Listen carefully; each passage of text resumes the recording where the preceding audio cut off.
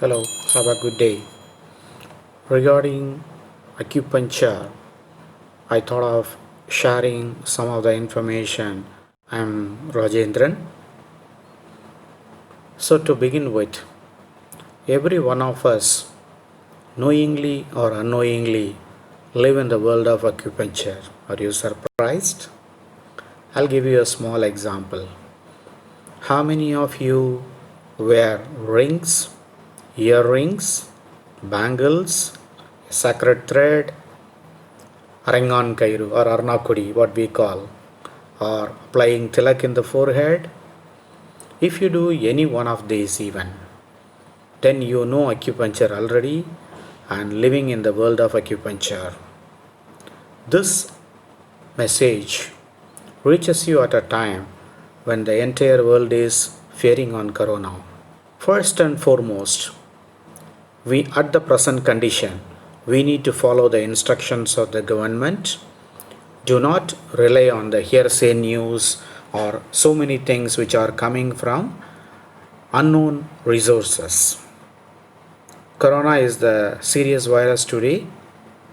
Earlier it was another virus like plague, and tomorrow it can be another virus in the future. But what we need is that how can we improve and keep up our immunity level to escape from such viruses using the knowledge gained with acupuncture.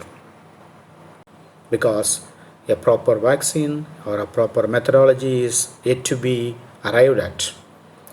But if we are clear that there is no waste materials collected inside our body, then we need not have to worry about the immunity level, because the immunity level will be very high if there are no wastes.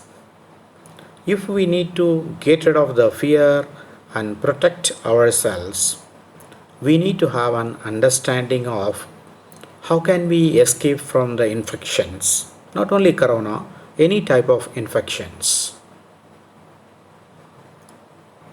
In earlier days, we know that we used to have turmeric as a good antiseptic, manjal, which was used for generations for many ailments. Or we have a shikakai powder for cleaning the hair during the oil baths. That also is considered to be a good kind of an antibiotic and a herbal remedy to use it compared to the chemical shampoo. The same powders, if you store for many days even in an airtight container, you may observe that some kind of a worms or insect getting grown inside that powder. When it is fully closed, airtight, how can the worm enter into the powder? Is it that for the few minutes we try to open and take out, the worm is entering? Then is it not an antiseptic at all because a worm is getting formed into it? Not so. We need to identify and understand that how the worm can get formed inside a closed container.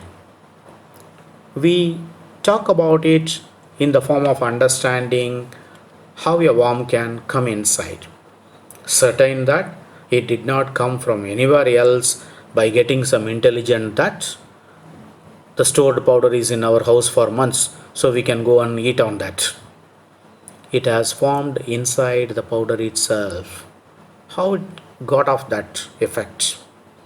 A similar effect could have been viewed with a number of food items like rice powder, pulse powder, wheat powder, etc. But you see, the glucose powder, what you keep in your place, never an insect will come to it. Because that is not a natural powder, it is a more of a chemical powder. So insects don't like it.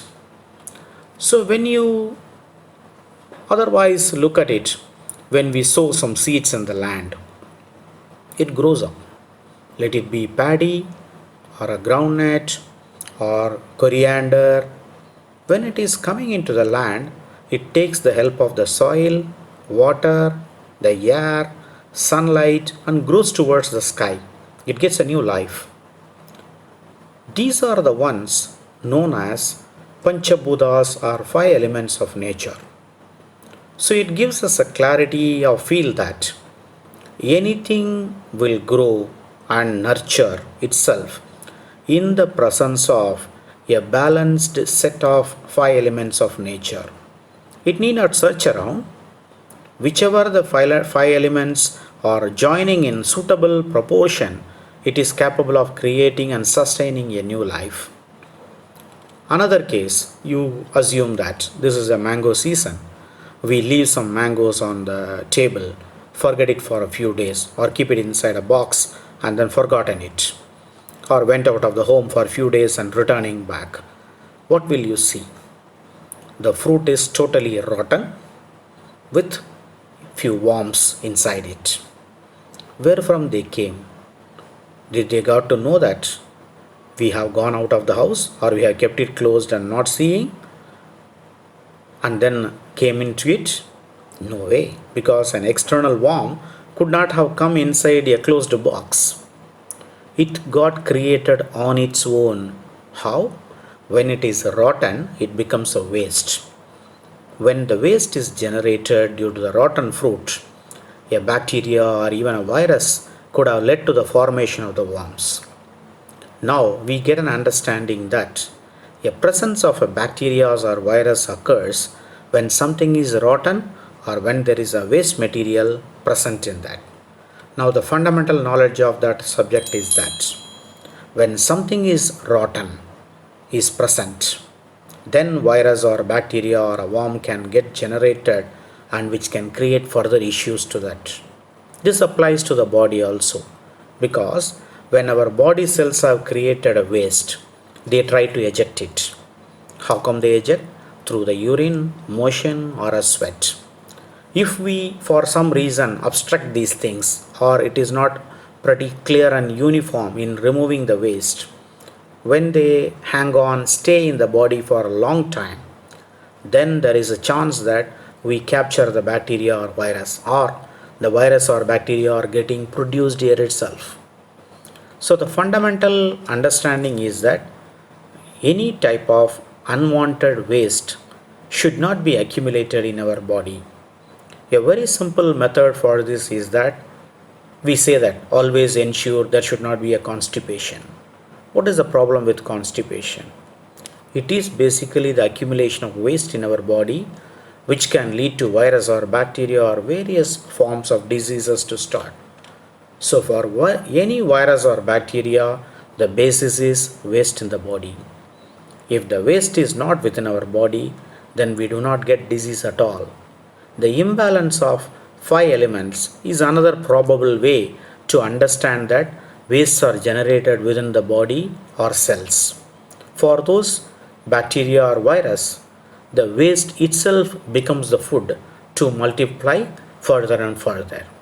So this is the first day's understanding I wanted to give about how a bacteria or virus can thrive on our body. The basis is wastage. If the wastage is avoided, then we need not have to worry about a bacteria or virus in general.